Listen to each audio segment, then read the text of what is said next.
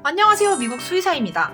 지난 시간에는 고양이들의 사망 원인에 대해서 한번 알아봤는데요. 오늘은 개들의 가장 흔한 사망 원인에 대해서 한번 알아보도록 하겠습니다.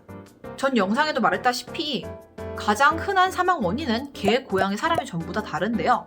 사람의 경우 세계적으로 가장 흔한 사망 원인은 바로 심혈관계 질환입니다. 여기는 심근경색, 심부전증이나 동맥질환 이런 것들이 포함이 되겠죠. 지금 제가 이 얘기를 먼저 꺼내는 거는 동물들에게는 이런 심혈관계 질환이 굉장히 흔하지 않기 때문입니다. 가끔 어떤 분들이 누구누구네 강아지가 갑자기 죽었대, 심장마비인가? 하는 경우를 듣게 되는데, 말티즈라든지 요키 같은 소형견이나 도베르만 같은 대형견들이 판막 질환이나 심부전증이 올 수는 있어도 우리가 생각하는 사람들이 윽 하고 쓰러지는 심근경색이라든지 동맥질환 같은 것들은 동물들에게 흔하지 않습니다. 자, 그럼 강아지들의 가장 흔한 사망 원인은 무엇인가?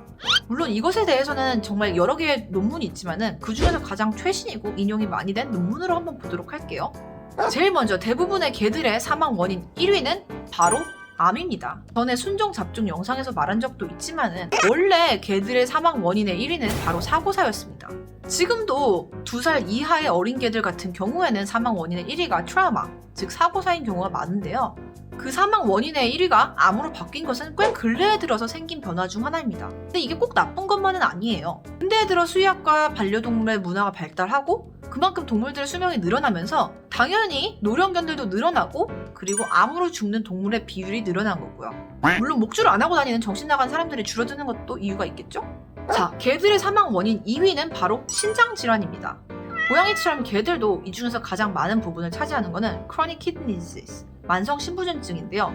심지어 개들은 고양이와 달리 신장 이식을 해도 성공할 확률이 굉장히 낮기 때문에 만성 심부전증이라든지 다른 신장 질환이 오면은 치료할 방법이 굉장히 제한적인 경우가 많습니다. 개들의 사망 원인 3위는 바로 heart disease, 심장 질환입니다. 우리나라에 있는 소형견 같은 경우 10살이 넘어가면은 심자붐이 없는 애가 없을 정도로 판막 질환이 굉장히 흔한데요. 물론 모든 강아지가 심장병이나 심부전증으로 이어지는 건 아니지만은 그만큼 소형견에게 굉장히 흔한 질병이기 때문에 꾸준히 모니터링하는 것이 굉장히 중요합니다. 다시 말씀드리지만 이러니까 수술을 할 때도 검진을 할 때도 청진을 하는 것이 굉장히 중요한 것이고요. 자, 그 다음으로 흔한 개들의 사망 원인 4위는 바로 사고사입니다. 이 중에서 압도적인 비율이 바로 트래픽 액시던트, 교통사고이죠. 앞서 말했듯이 수의학과 반려동물 문화가 발달하기 전에는 질병보다는 이렇게 교통사고로 죽는 동물의 비율이 훨씬 더 높았습니다. 자, 이렇게 개들에게 가장 흔한 사망 원인을 찾아봤지만은 사람보다 동물들은 사망 원인을 추적하기 어려운 여러 가지 변수가 있습니다. 고양이처럼 안락사가 직접적인 원인이 되는 경우가 많다는 것도 그 이유 중 하나지만은 또 고양이와 달리 개들의 다른 점은 개들의 사이즈와 품종별로 사망 원인이 달라질 수 있다는 겁니다. 대형견은 소형견과 비교했을 때 위장질환, 신경계 질환, 근골격계 질환으로 죽을 확률이 훨씬 높습니다. 반대로 소형견은 내분비 질환, 즉 호르몬 질환으로 죽을 확률이 훨씬 높고요. 그리고 대형견이 소형견보다 암에 걸릴 확률이 전체적으로 높습니다. 갑자기 노령의 대형견이 아파서 온다면은 암을 항상 가능성을 열어놓고 검사를 해야 되는 이유 중 하나이기도 하고요. 그리고 우리가 순종이라고 부르는 품종견들에게는 최소한 유전병이 수십 가지씩 있습니다. 그렇기 때문에 품종별로도 사망 원인이 다른 편인데요.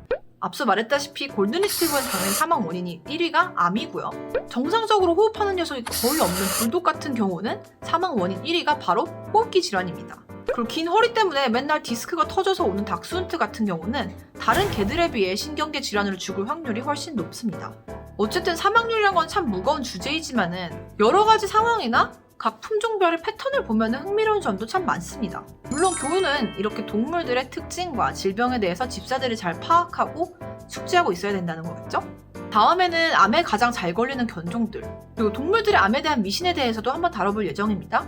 이상 미국 수의사였습니다.